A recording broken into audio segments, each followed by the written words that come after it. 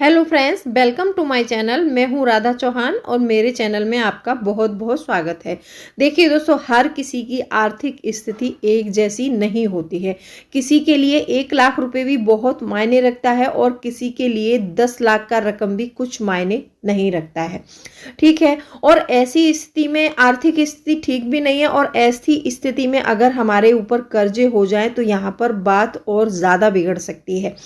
तो आज की वीडियो बहुत इंपॉर्टेंट है। एक मेरे व्यूअर हैं, उन्होंने रिक्वेस्ट किया है कि उनकी सैलरी 35,000 है और उनके ऊपर 2.5 लाख रुपए का कर्ज हो गया है और उनको कुछ समझ नहीं आ रहा है कि वो इस कर्जे को भरे तो भरे कैसे, क्योंकि कुछ भी पैसा उनका बच नहीं पाता है। सारे पैसे उनके खर्चे में चले जा रहे हैं। उनको कुछ समझ नहीं आ रहा है कि मैं कैसे करूं, क्या करूं।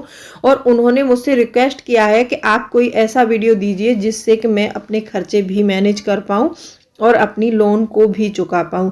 उनकी सैलरी यहाँ पर 35,000 है और उनके ऊपर 2.5 लाख रुपए का कर्जा है। तो चलिए स्टार्ट करते हैं वीडियो को। वीडियो बहुत इंपॉर्टेंट है तो अंत तक बने रहना। और जरा सी भी अगर वीडियो पसंद आए तो वीडियो को लाइक कर देना और चैनल को सब्सक्राइब नहीं किया है तो सब्सक्राइब भी कर लो। और लगता है किसी के काम में आ सकती है ये वीडियो तो आप थोड़ा शेयर भी कर देना। तो चलिए स्टार्ट करते हैं वीडियो को। अच्छा, वीडियो को एंड तक देखना बहुत ज़रूरी है क्योंकि वीडियो के एंड में 5 पॉइंट ऐसे भी मिलेंगे कि आपको मतलब कर्ज चुकाते समय क्या करना है और क्या नहीं करना है। तो चलिए स्टार्ट करते हैं वीडियो को। अच्छा, सबसे पहला पॉइंट यहाँ पर ये आता है कि आपकी सैलरी 35,000 है। तो आपको क्या करना है कि उस 35,000 सैलरी को 3 भागों में डिवाइड करना है सबसे पहले। अब वो 3 भागों में आप कैसे डिवाइड करेंगे कि आपको 35,000 में से अपना 10% सबसे पहले सेविंग के लिए निकालना है। अब ये 35,000 का 10% बनेगा हमारा 3,500 रुपये। 3,500 रुपये जैसे ही सैलरी आती है तो आप 3,500 रुपये अपने उस अकाउंट में से निकाल के दूसरे अकाउंट में ट्रांसफ़र कर देंगे। ठीक है। अब ये दूसरे अकाउंट में ट्रांसफ़र कर दिए हमने 3500 रुपये। अब यहीं पर अपनी सैलरी का 60% आपको निकालना है और 60% अपनी वाइफ को देना है घर में लाके पैसा, या फिर आप अपने पास भी रख सकते हैं। अगर आप घर का खर्चा आप मैनेज कर रहे हैं तो आप भी अपने पास भी रख सकते हैं। अब वो 60% होगा हमारा 21,000 रुपये। अब उस 21,000 में आपको अपने घर का एक बजट बनाना है। देखो, आप अनाप शनाप खर्चे कर रहे हैं तो कर्ज नहीं चुक सकता। अगर आप सीरियस हैं, बाकी में कर्ज को चुकाना चाहते हैं, आप चाहते हैं कि हमारा कर्जा पट जाए, लाइफ अच्छे से पटरी पर आ जाए, तो 21,000 में सारे खर्चे मैनेज कर लीजिए। आप अपने बच्चों की फीस, घर का गैस, राशन, गाड़ी का पेट्रोल, बिजली बिल, वाटर बिल, जो भी खर्चे आते हैं आप सारे अपने 21,000 में जो है कर सकते हैं। ठीक है। अब आपने 21,000 में अपने घर का मैनेजमेंट कर लिया। अब बचा हमारी सैलरी का 30%। अब जो हमारा 30% बनेगा 10,500 रुपये। अब ये 10,500 रुपये का हमें क्या करना है, ये 10,500 रुपये हम अपनी लोन में भरना शुरू करेंगे। अब जैसे मान लीजिए आपने किसी से, उन्होंने बोला है कि मैंने किसी से पर्सनली लिया है, बैंक का लोन नहीं है, किसी रिलेटिव से लिया है, तो उन पर कोई इंटरेस्ट चार्ज भी नहीं है, इसका मतलब ब्याज भी नहीं लग रहा है। बोला कि मैंने किसी अपने पर्सनली से लिया है। ठीक है। अब 10,500 रुपये आप हर महीने तो उनको दे नहीं सकते। मतलब किसी से अगर पर्सनल पैसा लिया है, अगर हमने किसी से 2.5 लाख रुपए एक मुश्त लिया है तो हम उसको ऐसे 10,500 हर महीने नहीं दे सकते। तो आप एक अकाउंट खोल लीजिए बैंक में, अलग से अकाउंट रहेगा, ये आपका लोन अकाउंट बोल सकते हैं आप इसको। आप ये 10,500 रुपये हर महीने उसमें जमा करेंगे। अब ये काम आपको कितने दिन तक करना है, अब यहाँ पर हम 10,500 को मतलब जो है डिवाइड करेंगे तो हमारे लग जाएंगे 23 महीने में। आपका जो 2.5 लाख रुपए का कर्जा है वो 23 महीने में चुकता हो जाएगा। यहाँ पर आंसर आता है हमारा 23 महीना, 23 मंथ में।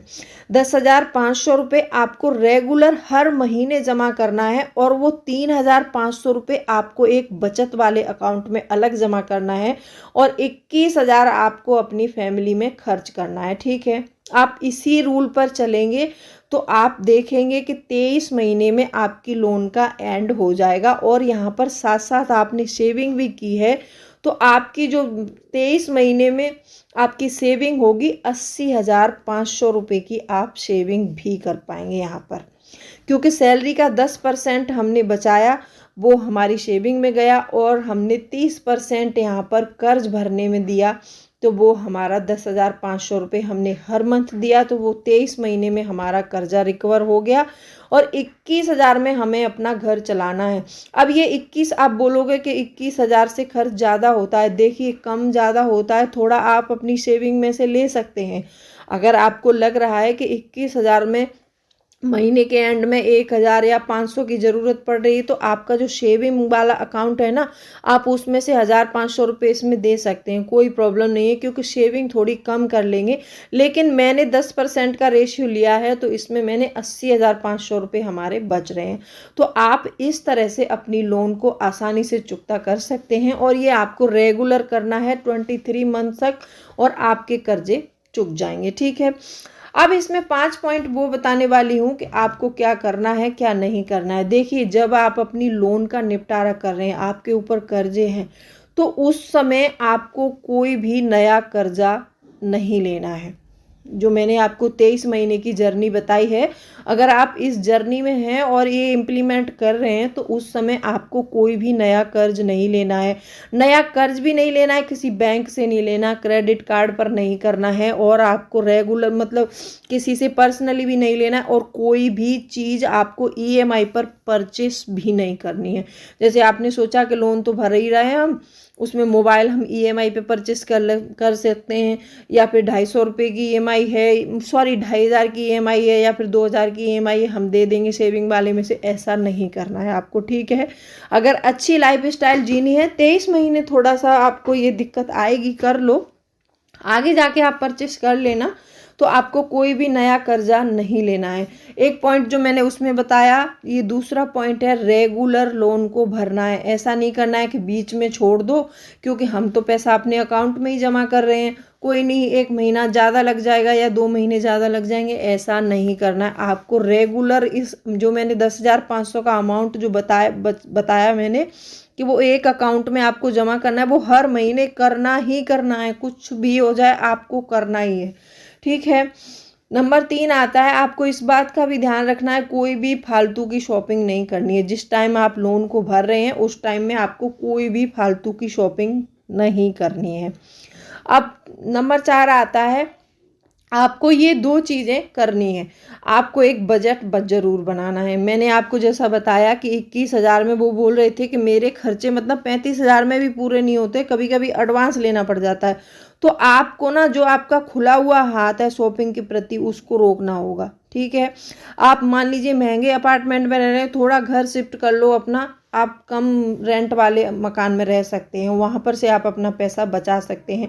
आपका मान लीजिए ऑफिस दूर है, आप 4 व्हीलर यूज़ करते हैं या आप 2 व्हीलर यूज़ कर रहे हैं, ऑफिस के पास में मकान ले लो आप अपना रेंट पर, ताकि आपका पेट्रोल डीजल का खर्च बचेगा, और वहाँ पर बच्चों का स्कूल भी देख लो आप। अगर बस का किराया बचा सकते हो बच्चों की फीस में से, तो आप वो बच्चों को अगर छोड़ सकते हो घर के बच्चों के स्कूल का आसपास ही आप अपना मकान ले सकते हैं, और अपने ऑफिस के पास अगर देख लो आपको जैसे कंफर्टेबली लगता है, जैसे आपका ऑफिस और बच्चों का स्कूल पास में ही है, तो आप बच्चों को भी खुद ड्रॉप कर सकते हो। ठीक है, अगर लगता है कि आपका ऑफिस दूर है, बच्चों का स्कूल भी दूर है, तो एक के पास में ले लो, चाहे तो आप अपने ऑफिस के पास में ले सकते हैं, चाहे आप बच्चों के स्कूल के पास में ले सकते हैं। ठीक है, तो एक जगह का कम से कम मंथली 2,500-3 हज़ार रुपये का किराया वो बच जाएगा आपका।